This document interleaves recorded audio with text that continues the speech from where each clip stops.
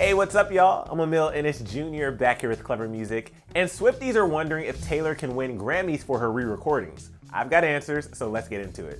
So as you know, Taylor lost the rights to her masters after a multi-million-dollar deal went down between Scott Borchetta and Scooter Braun. Taylor is going to have to earn her albums back one by one with the release of every new album she put out, but she said, oh hell no to that, and decided to re-record all of her albums. We love a defiant queen. But Swifties have been patiently waiting, and in the meantime, Taylor gifted her fans with Folklore and Evermore, you know, to hold us over. Again, thank you, Taylor. Now that we've got Love Story, Taylor's version, and we know April 9th she is dropping her re-recorded Fearless album, we've got to wonder if these re-recordings will be allowed to win Grammys. As many fans know, the original Fearless album would go on to receive multiple Grammy Awards, including Album of the Year and Best Country Album, and it looks like Taylor is in luck because her re-recordings can be eligible for a Grammy submission, kinda sorta. Let me explain the fine print. A Recording Academy spokesperson explained to Billboard why Taylor's re-recorded old masters would be eligible for Grammys, saying, quote, current eligibility guidelines would allow for the new performances and albums to be eligible if they were recorded within the last 5 years. However, none of the older songs would be eligible for songwriting awards. This would mean that the new songs released on the April 9th Fearless album drop will be eligible as long as they were recorded within the last 5 years, as well as the Fearless Taylor's version album in its entirety. The songs would be eligible in songwriting categories if there are new songs that were unreleased in any form. In recent decades, however, re-recorded albums typically have not been nominated in major categories, as voters generally favor newer projects over ones that revisit past glories. Now, fans seem to have mixed reactions about Taylor having the potential to submit her re-recordings to the Grammys. One user tweeted, the Scammies always favor a particular set of artists, while another person said, if she seriously submits those albums again, it would be the greediest